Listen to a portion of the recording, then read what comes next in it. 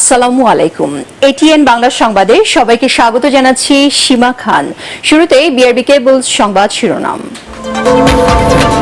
অন্তর্বর্তীকালীন সরকারের প্রধান উপদেষ্টা হিসেবে শপথ নিলেন ডক্টর মোহাম্মদ ইউনূস। বঙ্গভবনে ছাত্র আন্দোলনের 2 প্রতিনিধি সহ 16 উপদেষ্টার শপথ গ্রহণ। দেশের আইন শৃঙ্খলা ফিরিয়ে এনে জনমনে আস্থা তৈরি করাই নতুন সরকারের প্রধান কাজ। দেশে ফিরে জানালেন শান্তিতে নোবেলজয়ী ডক্টর মোহাম্মদ ইউনূস। নতুন সরকারের প্রতি ছাত্র সমাজ ও বিএনপির আস্থা রয়েছে, জানালেন মির্জা ফখরুল। অর্থনৈতিক সংকট কাটিয়ে দ্রুত নির্বাচন আয়োজনের তাগিদ।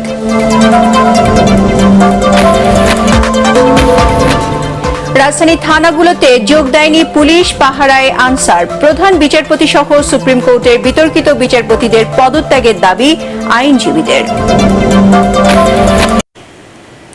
শুনছিলেন বিআরবি কেবলস সংবাদ শিরোনাম, এবারে জানাবো বিস্তারিত। অন্তর্বর্তীকালীন সরকারের প্রধান উপদেষ্টা হিসেবে শপথ নিলেন শান্তিতে নোবেলজয়ী অর্থনীতিবিদ ডক্টর মোহাম্মদ ইউনূস। রাত 9:20 বঙ্গভবনের দরবার হলে তাকে শপথ পাঠ করান রাষ্ট্রপতি মোহাম্মদ শাহাবুদ্দিন। পরে অন্তর্বর্তীকালীন সরকারের 16 উপদেষ্টার মধ্যে 13 জনকে একসাথে শপথ পড়ানো হয়। ছাত্র প্রতিনিধি হিসেবে শপথ নিয়েছেন বৈষম্য বিরোধী ছাত্র আন্দোলনের সমন্বয়ক নাহিদ ইসলাম ও আসিফ মাহমুদ সজীব ভুইয়া। ঢাকার বাইরে থাকায় আজ শপথ নেননি 3 উপদেষ্টা।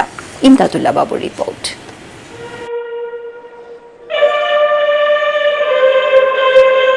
নবীন প্রবীণের সমন্বয়ে গঠিত হল বাংলাদেশের অন্তর্বর্তীকালীন সরকার। সরকার গঠনের আগে বঙ্গভবনে বৈষম্য বিরোধী ছাত্র আন্দোলনের শহীদদের স্মরণে পালন করা হয় 1 মিনিটের নীরবতা। পরে সরকারের প্রধান উপদেষ্টা হিসেবে শপথ নেন শান্তিতে নোবেলজয়ী অর্থনীতিবিদ ডক্টর মোহাম্মদ ইউনূস। বঙ্গভবনে রাষ্ট্রপতি মোহাম্মদ শাহাবুদ্দিন তিনি সহ 13 উপদেষ্টাকে শপথ বাক্য পাঠ করান। এ সময় বিভিন্ন শ্রেণী পেশার 400 জন আমন্ত্রিত অতিথি উপস্থিত ছিলেন। আমি আইন অনুযায়ী অন্তর্বর্তীকালীন সরকারের প্রধান উপদেষ্টা পদের কর্তব্য বিশ্বস্ততার সহিত পালন করিব। আমি বাংলাদেশের প্রতি অকৃত্রিম বিশ্বাস ও আনুগত্য পোষণ করিব। পরে অন্তর্বর্তীকালীন সরকারের 13 উপদেষ্টাকে একসাথে শপথ পড়ানো হয়।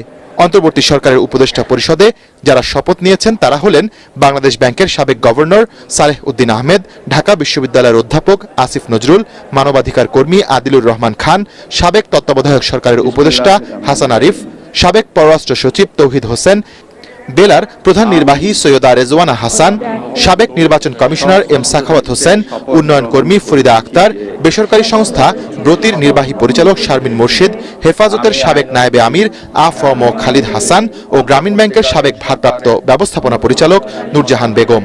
এছাড়া ছাত্র প্রতিনিধি হিসেবে শপথ নিয়েছেন বৈষম্য বিরোধী ছাত্র আন্দোলনের সমন্বয়ক নাহিদ ইসলাম ও আসিফ মাহমুদ সজীব ভুইয়া। তবে ঢাকার বাইরে থাকায় আজ শপথ নিতে পারেননি 3 উপদেষ্টা সাবেক রাষ্ট্রদূত সুপ্রদীপ চাকমা, ডাক্তার বিধান রঞ্জন রায় ও ফারুকি আজম বীর প্রতীক। এছাড়াও শপথ অনুষ্ঠানে বিভিন্ন দেশের রাষ্ট্রদূত এবং মিশনের প্রধানরা উপস্থিত ছিলেন। ইমদাদুল্লাহ বাবু, এটিএন বাংলা, ঢাকা। দেশের মানুষের ভোটাধিকার ফিরিয়ে আনার অঙ্গীকার করেছেন অন্তর্বর্তীকালীন সরকারের উপদেষ্টা পরিষদের ছাত্র প্রতিনিধি নাহিদ ইসলাম। ডক্টর মোহাম্মদ ইউনূসের নেতৃত্বে রাষ্ট্র সংস্কারের প্রয়োজনীয় সবকিছু করার অঙ্গীকার করেছেন তিনি। বঙ্গভবনে শপথ নেওয়ার পর তাৎক্ষণিক এই প্রতিক্রিয়া জানান নাহিদ।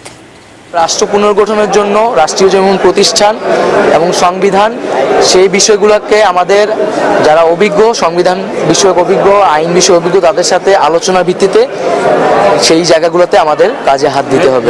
বাংলাদেশের মানুষ একটা দীর্ঘ সময় ধরে ভোটাধিকার থেকে বঞ্চিত এবং মানুষের সেই ভোটাধিকার ফিরিয়ে এনে গণতন্ত্রকে প্রতিষ্ঠা করাই এই অন্তর্বর্তীকালীন সরকারের লক্ষ্য।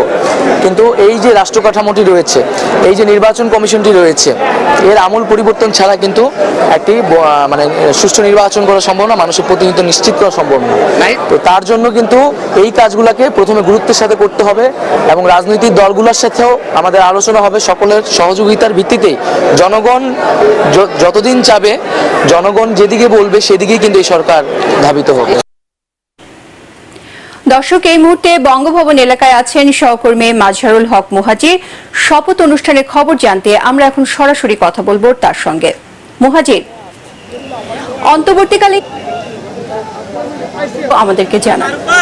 সীমা, আসলে আমি সন্ধ্যার পর থেকেই বঙ্গভবনের সামনে আছি।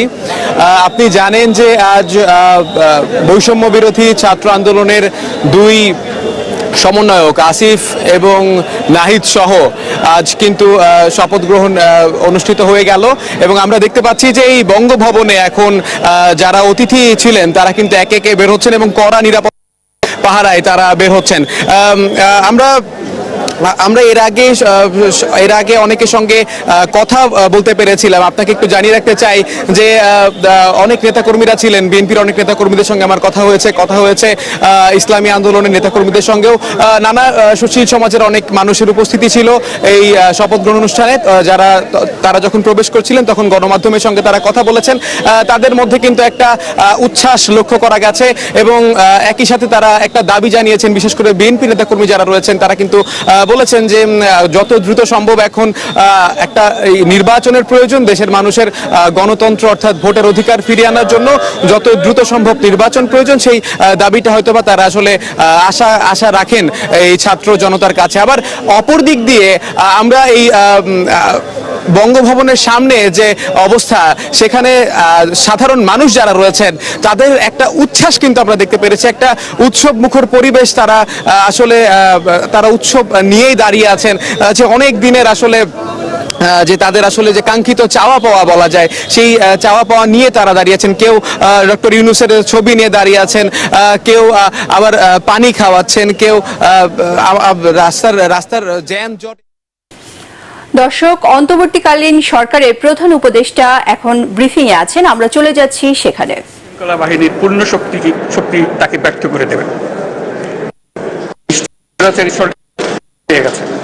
কাল সূর্য উদয়ের সঙ্গে সঙ্গে গণতন্ত্রের, সুবিচারের, মানবাধিকারের নির্ভয়ে মত প্রকাশের পূর্ণ স্বাধীনতার জন্য সকলের স্বাচ্ছন্দ্যে জীবন ধারণের সুযোগ প্রদানের সচেষ্ট সরকারের ঘনিষ্ঠ সান্নিধ্য ও সহমর্মী পরশ দলমত নির্বিশেষে সবাই উপভোগ করবেন। এটাই আমাদের লক্ষ্য। আমাদেরকে এই লক্ষ্য পূরণে সাহায্য করুন। সারা বিশ্ব আজ অবাক হয়ে বলছে সাবাস বাংলাদেশ, সাবাস বাংলাদেশের ছাত্র জনতা। আমরা এই অর্জনটাকে আর অনেক দূর নিয়ে যেতে চাই। আমাদের ছাত্র জনতার জন্য কিছুই অসম্ভব নয়। আমাদের তরুণরা অসম্ভবকে সম্ভব করতে পারে, তারা সেজন্য প্রতিজ্ঞাবদ্ধ। যদি আমরা ঐক্যবদ্ধ থাকি, ধ্বংসাত্মক কর্মকাণ্ড থেকে দূরে থাকি, সবার জন্য মুক্ত পরিবেশ সৃষ্টি করতে পারি, আমাদের বিজয় অবশ্যই হবে। মহান আল্লাহ আমাদের সহায়। দর্শক, দেখছিলেন বঙ্গভবন থেকে অন্তর্বর্তীকালীন সরকারের প্রধান উপদেষ্টা ডক্টর মোহাম্মদ ইউনূসের ব্রিফিং। বর্তমানে দেশের আইন শৃঙ্খলা ফিরিয়ে এনে জনমনে আস্থা তৈরি করাই নতুন সরকারের প্রধান কাজ বলে জানিয়েছেন নোবেল বিজয়ী অর্থনীতিবিদ ডক্টর মোহাম্মদ ইউনূস।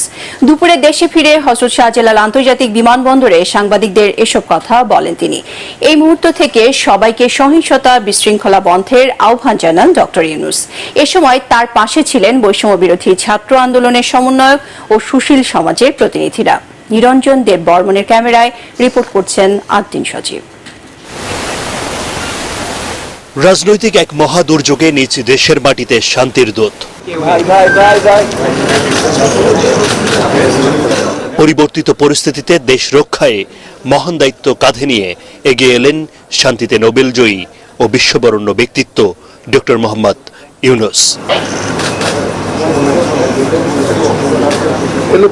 5 আগস্ট শেখ হাসিনার পতনের পর 3 দিন সরকারবিহীন বাংলাদেশে তার আগমনে উচ্ছ্বাস ছড়িয়েছে ঢাকায়, শাহজালাল আন্তর্জাতিক বিমানবন্দর সহ সর্বত্র। ফুলেল শুভেচ্ছায় তাকে বরণ করে নেন 3 বাহিনীর প্রধান সহ বৈষম্য বিরোধী ছাত্র আন্দোলনের সমন্বয়করা। স্বাগত জানান সুশীল সমাজের প্রতিনিধিরাও। সরকার বলে একটা জিনিস আছে, তুমি মানুষের কোনো আস্থা নেই।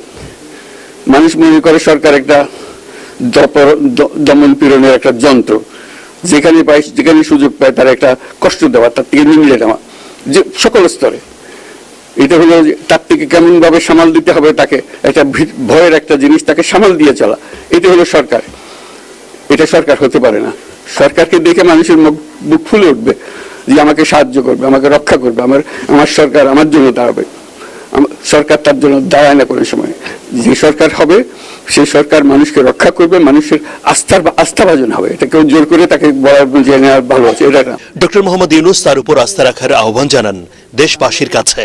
ছাত্র জনতার অভ্যুত্থানকে দ্বিতীয় স্বাধীনতা বলেও উল্লেখ করেন তিনি। বলেন এই স্বাধীনতা রক্ষা করতেই হবে। এই স্বাধীনতাটা আমাদেরকে রক্ষা করতেই হবে। শুধু রক্ষা করা নয়, এই স্বাধীনতার সুফল প্রতিটি মানুষের ঘরে পৌঁছাতে হবে। তা না হলে এই স্বাধীনতার কোনো দাম নেই। এই স্বাধীনতাটাকে পৌঁছানো হলে আমাদের শপথ, আমাদের যে প্রতিজ্ঞা যে আমাদেরকে এটা করতে হবে, ঘরে ঘরে পৌঁছাতে হবে। মানুষ যেন জানে যে বাংলাদেশ স্বাধীন হওয়ার অর্থ হলো তার নিজের পরিবর্তন, ব্যক্তির পরিবর্তন, সুযোগের পরিবর্তন, তার ছেলে মেয়ের ভবিষ্যতের পরিবর্তন। এটা যেন প্রত্যেকে বুঝে নেয়। আজকে তরুণ সমাজকে বোঝানো যে এই দেশ এটা তোমাদের হাতে, তোমরা এটাকে তোমাদের মনের মতো করে গড়ে তুলবে। তোমরা যেভাবে স্বাধীন করতে পেরেছো, তোমরা এটাকে তোমাদের মনের মতো করে গড়তেও পারবে। এবং তোমাদের দেখে সারা দুনিয়া শিখবে কিভাবে একটা দেশ, একটা তরুণ সমাজ গ্রহণ করতে পারে এবং তাকে পাল্টে ফেলতে পারে। বর্তমান পরিস্থিতিতে আইন শৃঙ্খলা রক্ষা করে জনগণের মধ্যে আস্থা তৈরি করাই নতুন সরকারের প্রধান কাজ হবে বলেও মনে করেন তিনি। পুরনো নয়, নতুনদের নিয়ে দেশ গড়ার প্রতিশ্রুতিও দেন ডক্টর ইউনূস। তাদেরকে আমি বারে বারে এমনি উপদেশ দিই যে পুরনোদেরকে বাদ দাও, তাদের এই পুরনো চিন্তা দিয়ে এটার মুক্তি আমাদের হবে না। করি সারা দুনিয়ার মধ্যে এটা হবে না। এটা শুধু বাংলাদেশের কথা না, সারা দুনিয়াকে জুড়ে কথা বলছি। তোমাদের মধ্যে যে শক্তি আছে, যে ক্রিয়েটিভিটি আছে, সৃজনশীলতা আছে, সেই সৃজনশীলতাকে কাজে লাগাতে হবে। এটা শুধু বই খাতাতে লেখার জিনিস না, এটাকে প্রকাশ করার জিনিস, স্থাপন করার জিনিস, সেটা করা। এটা আমরা এই আজকে আমাদের পুরো কাজটা হলো, দায়িত্বটা হলো তারা যেটা অর্জন করে নিয়ে এসছে, এখন তাদেরকে দিয়ে এটাকে করিয়ে দেওয়া, আমাদের সমস্ত কাঠামোগুলি পরিষ্কার করে দেওয়া। অসম্ভবকে সম্ভব করেছেন যারা, সেই তরুণ সমাজের প্রতি কৃতজ্ঞতা জানাতে গিয়ে কেঁদে ফেলেন এই নোবেল জয়ী। এরা এই দেশকে রক্ষা করেছে, এ দেশকে নতুনভাবে পুনর্জন্ম দিয়েছে, এবং এই পুনর্জন্মে যে বাংলাদেশ পেলাম, সে বাংলাদেশ যেন অত্যন্ত দ্রুত গতিতে এগিয়ে চলতে পারে, সেটাই হলো আমাদের শপথ। সেটা আমরা রক্ষা করতে চাই, এগিয়ে যেতে চাই। আজকে আবু সাঈদের কথা মনে পড়ছে আমাদের, যে আবু সাঈদের ছবি বাংলাদেশের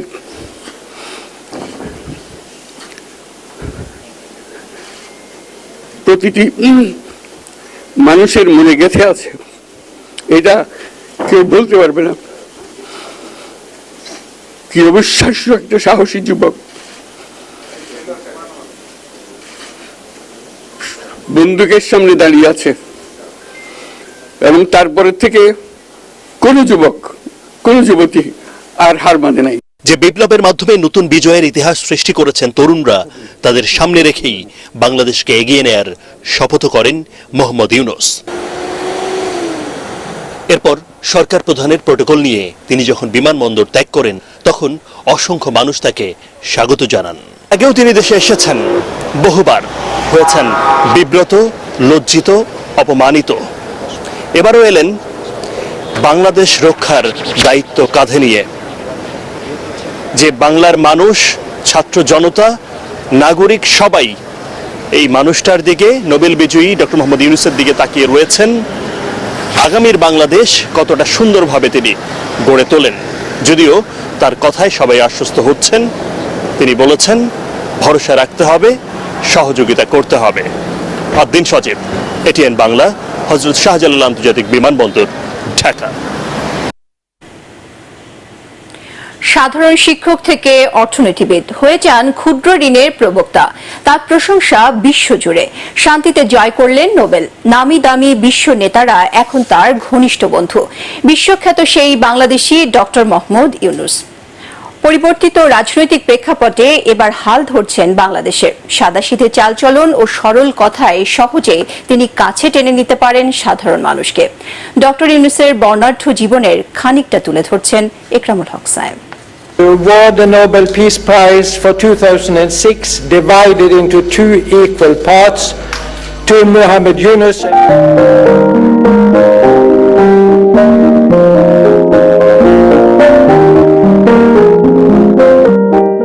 একজন বাংলাদেশীর অবিস্মরণীয় এক অর্জনের দিন।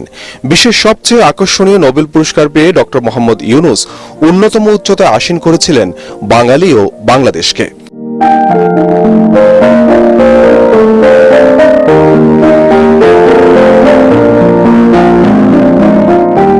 ছিলেন শিক্ষকতা পেশায়, সেখান থেকে ব্যাংক প্রতিষ্ঠা, পরে ওই ব্যাংককে সাথে নিয়ে শান্তিতে নোবেল পান তিনি। সুনাম কুড়াতে থাকেন বিশ্বব্যাপী, ভূষিত হন বিশ্বের প্রায় 150 পুরস্কারে।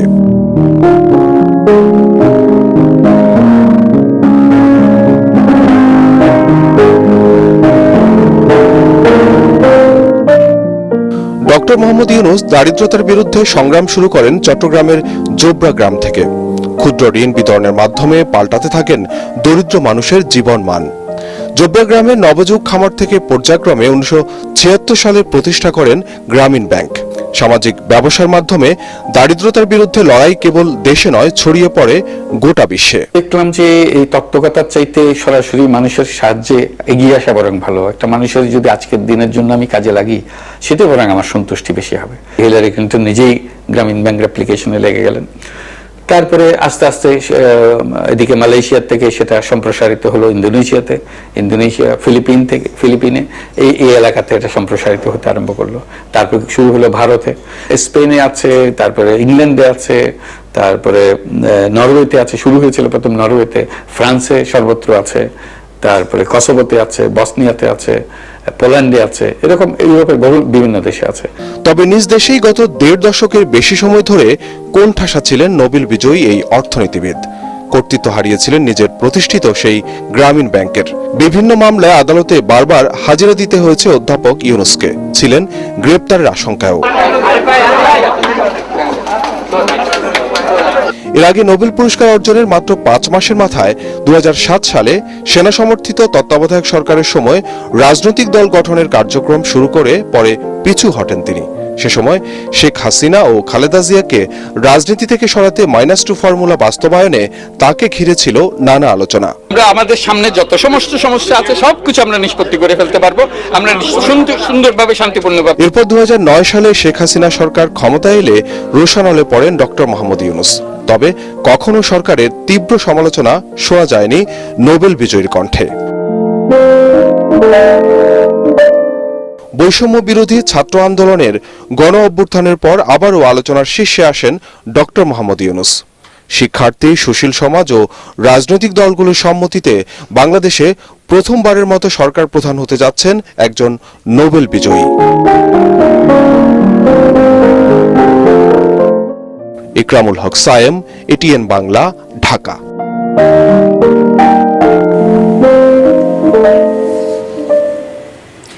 অন্তর্বর্তী সরকারের প্রধান হিসেবে নোবেলজয়ী ডক্টর মোহাম্মদ ইউনূসের প্রতি ছাত্র সমাজ ও বিএনপির আস্থা রয়েছে বলে জানিয়েছেন দলটির মহাসচিব মির্জা ফখরুল ইসলাম আলমগীর। বৈষম্য বিরোধী ছাত্র আন্দোলনের সময় আইন শৃঙ্খলা বাহিনীর গুলিতে আহতদের দেখতে গিয়ে তিনি একথা বলেন। ডক্টর ইউনূসের নেতৃত্বে দেশে আইন শৃঙ্খলা প্রতিষ্ঠা, অর্থনৈতিক সংকট কাটিয়ে দ্রুত জাতীয় নির্বাচন আয়োজনকে অন্তর্বর্তীকালীন সরকারের সামনে চ্যালেঞ্জ বলে মনে করেন বিএনপি মহাসচিব। আরও জানাচ্ছেন মইনুল হাসান। ছাত্র জনতার গণ অভ্যুত্থান দমনে আইন শৃঙ্খলা বাহিনীর চালানো গুলিতে আহতদের দেখতে পঙ্গু হাসপাতাল হিসেবে পরিচিত জাতীয় অর্থোপেডিক হাসপাতাল ও পুনর্বাসন প্রতিষ্ঠানে যান বিএনপি মহাসচিব। আহতদের কাছ থেকে সেই দিনের ভয়াবহ অভিজ্ঞতা এবং রোগীর চিকিৎসার খোঁজ খবর নেন মির্জা ফখরুল ইসলাম আলমগীর। গুরুতর আহত কয়েকজন শিশুকে দেখে আবেগ আপ্লুত হয়ে পড়েন তিনি। আমি এখানে যে দৃশ্য দেখেছি, এই দৃশ্য দেখার মতো নয়। ছোট ছোট ছেলে, একেবারে শিশু, তারা পর্যন্ত এখানে আছে বুলেট ইঞ্জুরি নিয়ে। ছাত্ররা আছে, অসংখ্য ছাত্র সিএনজি চালায়, ওয়ার্কশপে কাজ করে, ফুড ডেলিভারি যে দেয় সেই ছেলেটা পর্যন্ত এখানে বুলেট ইনজুরি নিয়ে রয়েছে এবং সমস্তগুলো এই আন্দোলন চলাকালীন সময়ে এই আন্দোলনগুলো, এই ইনজুরিগুলো ঘটেছে, হত্যাকাণ্ডগুলো ঘটেছে। আমরা এর নিন্দা জানানোর ভাষা খুঁজে পাই না। আল্লাহর কাছে অশেষ রহমতে এই শুকরিয়া আদায় করি যে এই ভয়াবহ যে দানবীয় সরকার, অত্যাচারী, নির্যাতনকারী, হত্যাকারী যে সরকার, তাদের পতন হয়েছে। নোবেলজয়ী ডক্টর মোহাম্মদ ইউনূসের নেতৃত্বে দায়িত্ব নিতে যাওয়া অন্তর্বর্তী সরকারের চ্যালেঞ্জ, দেশবাসীর প্রত্যাশা নিয়েও কথা বলেন বিএনপি মহাসচিব। ইউনূস তো ছাত্রদের আমাদেরই মনোনীত ব্যক্তি, যাকে আমরা গোটা জাতির পক্ষ থেকে এই দায়িত্ব দিয়েছি যে ইন্টারিম গভর্নমেন্টের দায়িত্ব তিনি পালন করবেন। আমরা অত্যন্ত আশাবাদী। গণতন্ত্রকে ফিরিয়ে আনাটা হচ্ছে তার অন্যতম প্রধান কাজ। প্রথম তো হচ্ছে যে আপনার আইন শৃঙ্খলা প্রতিষ্ঠিত করতে হবে এবং রক্ষা করতে হবে, তার জন্য চূড়ান্ত ব্যবস্থা নিতে হবে। 2 নম্বর হচ্ছে অতি দ্রুত নির্বাচনের মধ্য দিয়ে আপনার গণতান্ত্রিক যে সরকার, সেখানে প্রত্যাবর্তন করতে হবে। আর তৃতীয় হচ্ছে অর্থনীতিকে সফল রাখার জন্য সব রকম ব্যবস্থা নিতে হবে। বিএনপি সব ধরনের সহযোগিতা নিয়ে আহত ছাত্র জনতার পাশে থাকবে বলেও জানান মির্জা ফখরুল। এ সময় জানানো হয়, আন্দোলন চলাকালে আহত হয়ে এই হাসপাতালে 684 জন ভর্তি হন। মইনুল আহসান, এটিএন বাংলা, ঢাকা। দীর্ঘ 15 বছর পর নাটোর শহরের প্রেস ক্লাব চত্বরে সমাবেশ করেছে বিএনপি।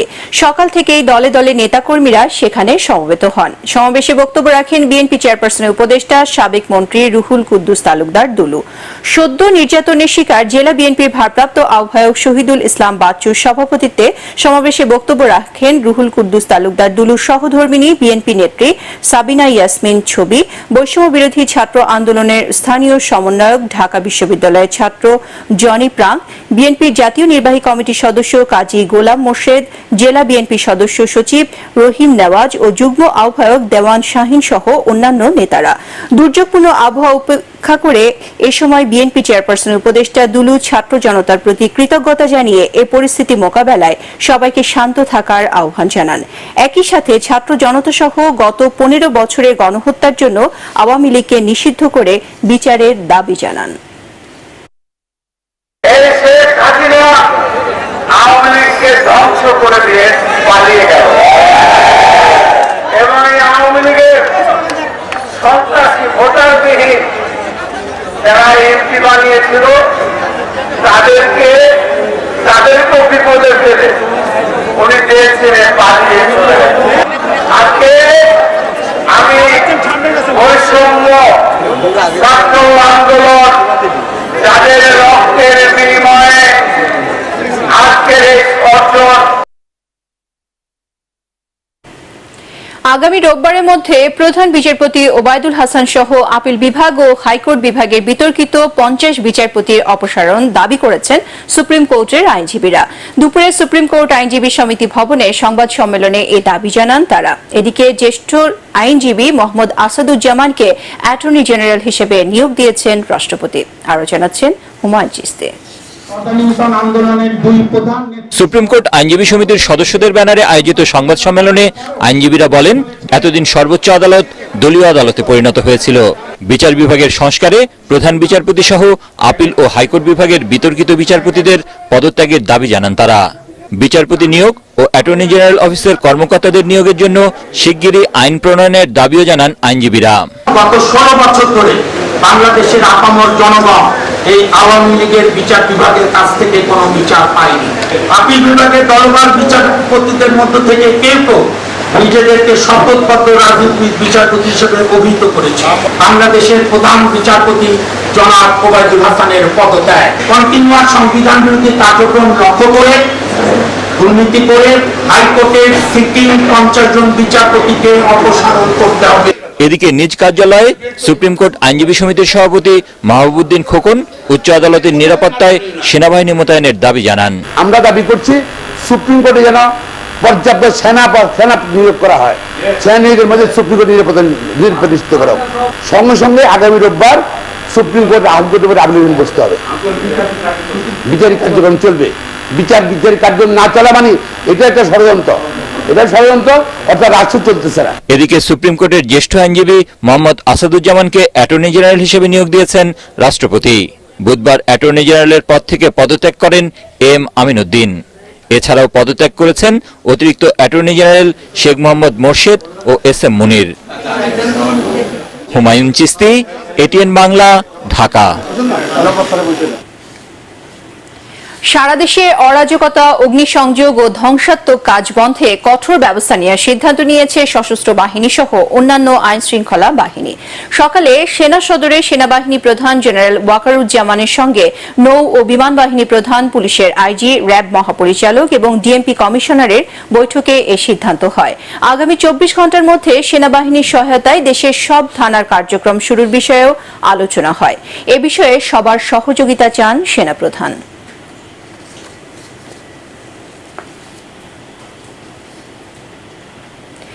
চব্বিশ ঘণ্টার মধ্যে কর্মস্থলে যোগদানের নির্দেশনা থাকলেও রাজধানীর অধিকাংশ থানায় যোগ দেননি পুলিশ সদস্যরা। থানাগুলোর পাহারায় রয়েছেন আনসাররা। তাদের পাশাপাশি দিন-রাত নিরাপত্তায় দায়িত্ব পালন করছেন সাধারণ মানুষ ও ছাত্ররা।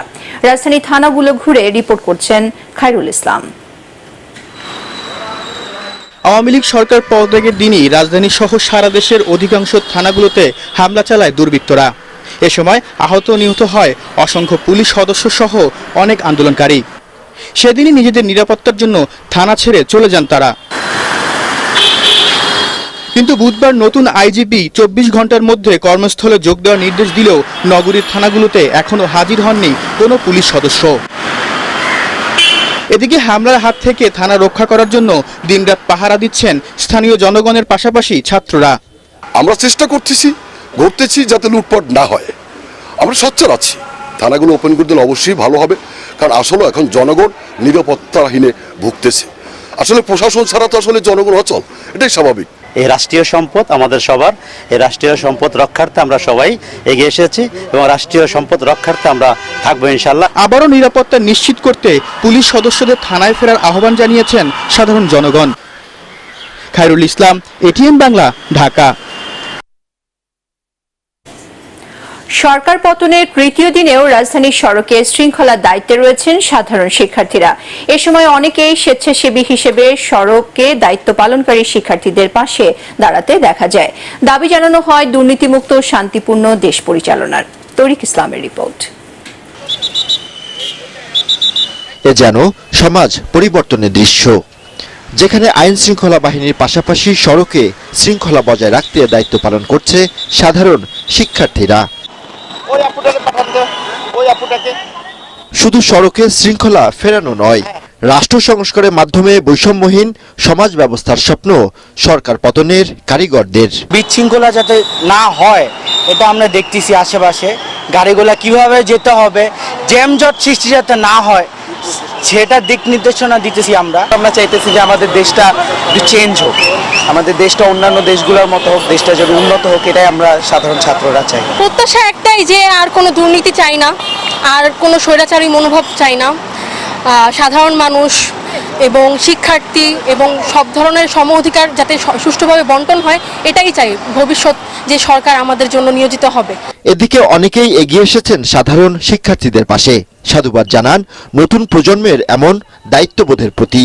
আমরা চেষ্টা করছি, যেহেতু স্টুডেন্টের পক্ষ থেকে ফুল বাংলাদেশে ট্রাফিক কন্ট্রোল করছে, তো নিজেদের বিবেকে থেকেই তাড়ানোর দায়ে আমরা আসছি।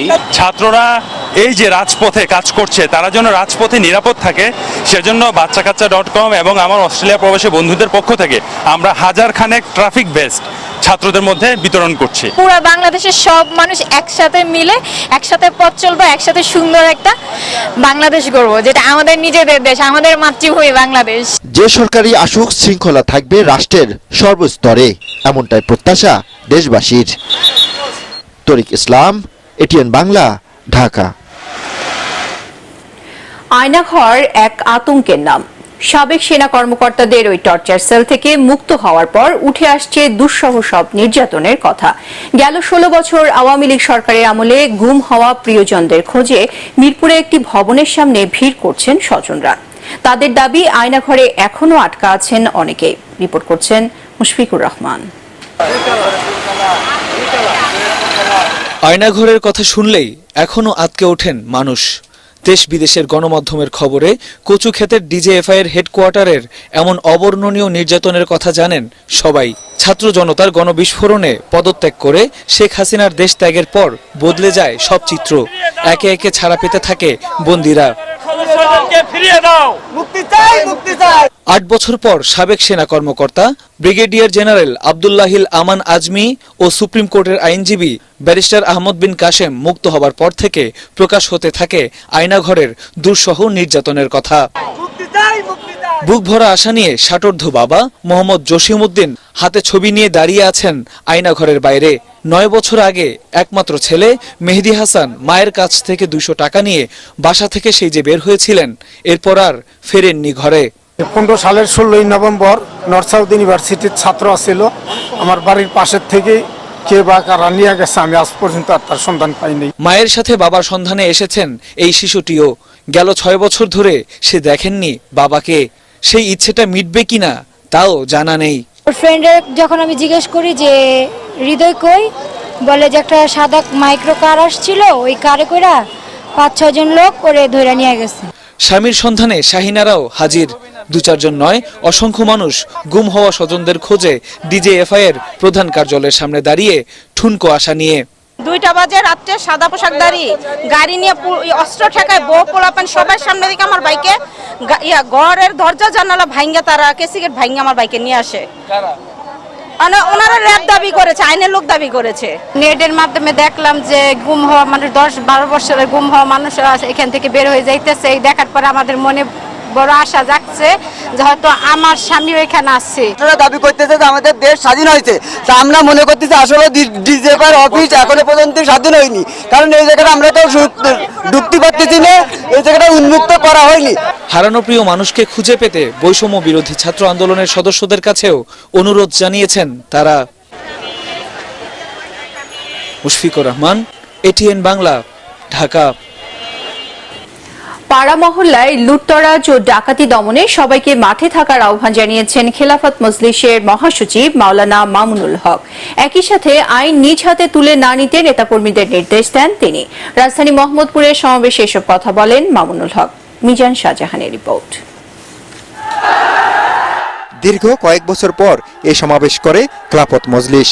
মোহাম্মদপুরে টাউন হলে সমাবেশে দলটির নেতারা বলেন, শেখ হাসিনার সরকার 15 বছরে যে জুলুম নির্যাতন করেছে তার জবাব পেয়েছে। তারা বলেন, প্রতিশোধ নয়, জনতার আদালতে বিচার হবে সব অপকর্মের। 2013 সালের 7 চত্বরে হাজার হাজার আলেমকে গুলি করে হত্যা করেছে।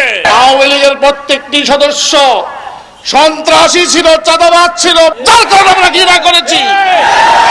এর অর্থ নতুন করে সুলম পাল্টিয়ে আবার কেউ আবার ওইখানে সন্ত্রাসী করবে, চাঁদাবাজি করবে, নাই লুবি হবে, আর আমরা তাকে দেখবো, তা হবে না। বক্তারা বলেন, ইসলামের বিরুদ্ধে দাঁড়িয়ে অতীতে কেউ টিকে থাকতে পারেনি, ভবিষ্যতেও পারবে না।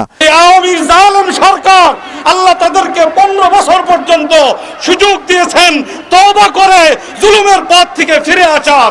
তারা তওবা করার তাদের সৌভাগ্য হয় নাই, আল্লাহ রাব্বুল আলামিন তাদেরকে পাকড়াও করেছে।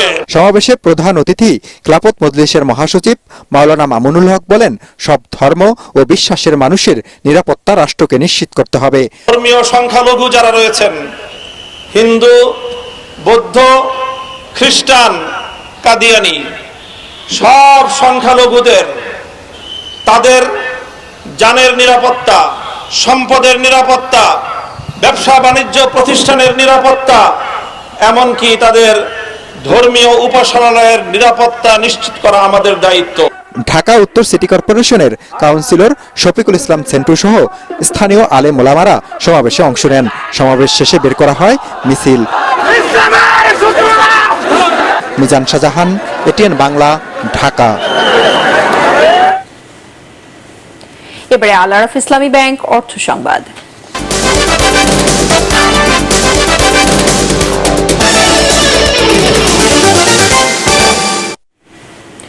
নিত্য নিত্যপণ্যের দাম সহনশীল রাখতে নিয়মিত বাজার তদারকি করবে শিক্ষার্থীরা। বিকেলে রাজধানী কারওয়ান বাজার তদারকিতে এসে তারা বলেন, সিন্ডিকেট ভেঙে দিয়ে সাধারণ মানুষকে স্বস্তি দেওয়ার চ্যালেঞ্জ নিতে হবে নতুন সরকারকে। এ সময় ক্রেতারা বলেন, পণ্য পরিবহনে পথে পথে চাঁদাবাজি স্থায়ীভাবে বন্ধ না হলে বাজার নিয়ন্ত্রণ কঠিন। মিজান শাহজাহানের আরেকটি রিপোর্ট। স্বল্প আয়ের মানুষের অস্বস্তির বড় কারণ বাজার। অভিযোগ আছে, সিন্ডিকেট করে বাজারকে অস্থির করেছে একটি চক্র। এই সিন্ডিকেটের নিয়ন্ত্রণ সরকারের হাতে ছিল না বলে স্বীকারও করেছেন সদ্য সাবেক বাণিজ্য প্রতিমন্ত্রী। এই অবস্থায় নতুন সরকারকে বাজার নিয়ন্ত্রণের চ্যালেঞ্জ নেওয়ার দাবি জানান ভোক্তারা। পাইকারিয়ারা এরা তো সিন্ডিকেট করে আটকে রেখে করে, যেমন বিএসটি তো আলু ধরছে যে এরা হাজার হাজার মন আলুর বস্তা আটকায় রেখে ওরা দাম বাড়াইতেছে। ফার্মাররা যারা প্রডিউস করে ওখান থেকেই যে বাজারে সাপ্লাই পর্যন্ত সাপ্লাই চেনটা আছে, এটা হলো সাপ্লাই চেন। এই আসার পথটার কস্টটা কমাতে হবে, আর ওই মার্জিনটা যেখানে যেখানে যত কম রাখা যায়, এটা মোটামুটি ভালো ট্রান্সপোর্টেশন থাকলে দেখেন, এই যে দেখেন ইসের পরেই কিন্তু আজকে কিন্তু রিলেটিভলি প্রাইস কম। বাজার পরিস্থিতি পরিদর্শনে বের হয়ে বৈষম্য বিরোধী আন্দোলনে অংশ নেয়া শিক্ষার্থীরা বলেন, শুধু কারণ বাজার নয়, পর্যায়ক্রমে দেশের সব বাজার তদারকি করবেন তারা। আমাদের সমন্বয়ক ভাইয়ারা যে ডিরেকশন দিবে, যেভাবে আমাদের বাংলাদেশের একদম টেকনাফ থেকে তেতুলিয়া যেভাবে আমাদের স্টুডেন্টদেরকে ডিরেকশন দিবে, আমরা ওইভাবেই কাজ করে যাব। বাজারে অনেক দোকানে মূল্য তালিকা দেখতে পায়নি শিক্ষার্থীরা। এ সময় দোকানদারদের সতর্ক করতে দেখা যায় শিক্ষার্থীদের। মিজান শাহজাহান, এটিএন বাংলা, ঢাকা।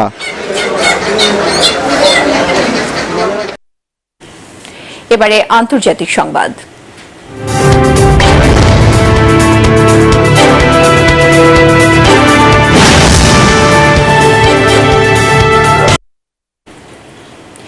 বাংলাদেশের অন্তর্বর্তী সরকারের সঙ্গে কাজ করতে প্রস্তুত যুক্তরাষ্ট্র। দেশটির পররাষ্ট্র দপ্তরের নিয়মিত সংবাদ সম্মেলনে মার্কিন সরকারের মুখপাত্র ম্যাথিউ মিলার বলেন, বাংলাদেশের চলমান ঘটনাগুলোর উপর নজর রাখছে যুক্তরাষ্ট্র। অন্তর্বর্তীকালীন সরকার বাংলাদেশে দীর্ঘমেয়াদী শান্তি ও রাজনৈতিক স্থিতিশীলতা প্রতিষ্ঠায় গুরুত্বপূর্ণ ভূমিকা রাখবে বলে মনে করেন তিনি। অন্তর্বর্তী সরকারকে গণতান্ত্রিক নীতি, আইনের শাসন ও জনগণের ইচ্ছাকে প্রাধান্য দেওয়ার তাগিদ দেন ম্যাথিউ মিলার। ডক্টর মোহাম্মদ ইউনূসের উপর যুক্তরাষ্ট্রের আস্থা রয়েছে বলেও জানান স্টেট ডিপার্টমেন্টের এই মুখপাত্র। উত্তর আফ্রিকার দেশ তিউনিসিয়ার প্রধানমন্ত্রী আহমেদ হাচানিকে বরখাস্ত করেছেন দেশটির প্রেসিডেন্ট কাইস সাইদ।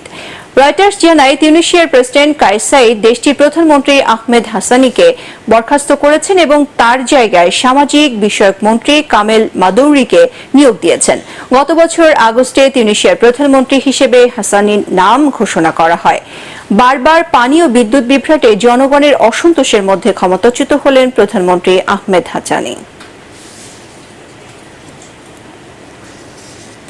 গুম হওয়া নেতাকর্মীদের ফিরিয়ে দিতে র্যাবের প্রতি আহ্বান জানিয়েছে বাংলাদেশ ছাত্র শিবির। র্যাব হেডকোয়ার্টার্সে নবনিযুক্ত মহাপরিচালক KKM শহীদুর রহমানের কাছে নিখোঁজ নেতাকর্মীদের তালিকা পৌঁছে দেন ছাত্র শিবিরের 4 সদস্যের প্রতিনিধি।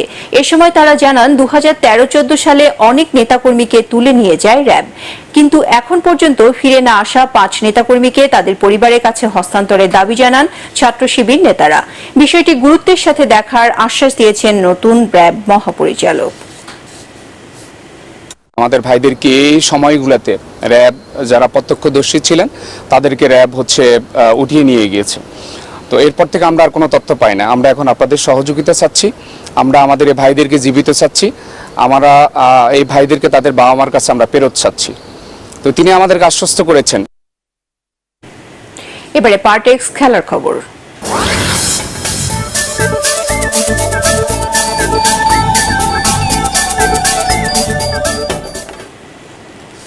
জাতীয় দলকে সেরা হিসেবে গড়ে তুলতে একেবারে তৃণমূল থেকে কাজ করা উচিত বলে মনে করেন ক্রিকেটার এনামুল হক বিজয়। মিরপুরে এ দলের হয়ে অনুশীলন শেষে তিনি জানান, পারফরমেন্স দিয়ে আবারও টেস্ট দলে ফিরতে চান তিনি। 10 আগস্ট পাকিস্তানের বিপক্ষে 2টি 4 দিনের ম্যাচ খেলতে ঢাকা ছাড়বেন বিজয় মুমিনুলরা।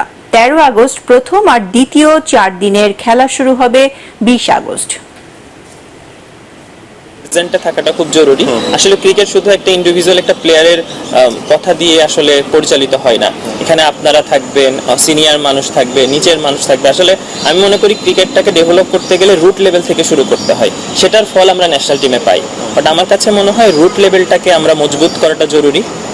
যেখানে সিলেকশন হতে পারে, সেখানে উইকেট হতে পারে, সেখানে আর্থিক হতে পারে, সেখানে মোটিভেশন হতে পারে, সেখানে ট্রিটমেন্ট হতে পারে, ফ্যাসিলিটি হতে পারে। মাঠে ফিরতে লিওনেল মেসির আরো 3 থেকে 4 সপ্তাহ সময় লাগবে। আর্জেন্টাইন গণমাধ্যম টিওয়াইসি স্পোর্টস এ তথ্য জানায়। নিজেকে প্রস্তুত করতে কঠোর অনুশীলন করছেন আর্জেন্টাইন অধিনায়ক, এতে তার অবস্থার উন্নতিও হচ্ছে। Inter Miami coach Gerardo Martino বলেন, মেসির মাঠে ফেরার অপেক্ষায় তার দল। সব ঠিক থাকলে আগামী মাসে বিশ্বকাপ বাছাইয়ে জাতীয় দলের হয়ে দেখা যেতে পারে 8 বারের ব্যালন ডি'অর জয়ী এই ফুটবলারকে। সংবাদ শেষ করার আগে বিআরবি কেবল শিরোনামগুলো আরো একবার। অন্তর্বর্তীকালীন সরকারের প্রধান উপদেষ্টা হিসেবে শপথ নিলেন ডক্টর মোহাম্মদ ইউনূস। বঙ্গভবনে ছাত্র আন্দোলনের 2 প্রতিনিধি সহ 16 উপদেষ্টার শপথ গ্রহণ। দেশের আইন শৃঙ্খলা ফিরিয়ে এনে জনমনে আস্থা তৈরি করাই নতুন সরকারের প্রধান কাজ। দেশে ফিরে জানালেন শান্তিতে নোবেলজয়ী ডক্টর মোহাম্মদ ইউনূস। নতুন সরকারের প্রতি ছাত্র সমাজ ও বিএনপির আস্থা রয়েছে, জানালেন মির্জা ফখরুল। অর্থনৈতিক সংকট কাটিয়ে দ্রুত নির্বাচন আয়োজনের তাগিদ।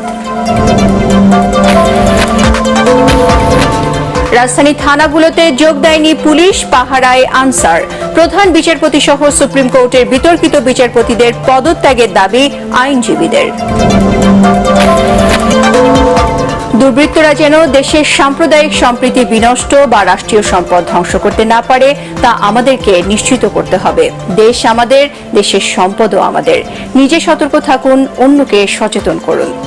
পরবর্তী সংবাদ দেখার আমন্ত্রণ জানিয়ে এখনকার মতো শেষ করছি। এটিএন বাংলা সংবাদ ইউটিউবে দেখতে ব্রাউজ করুন youtube.com/ATN বাংলা নিউজ। ধন্যবাদ সবাইকে।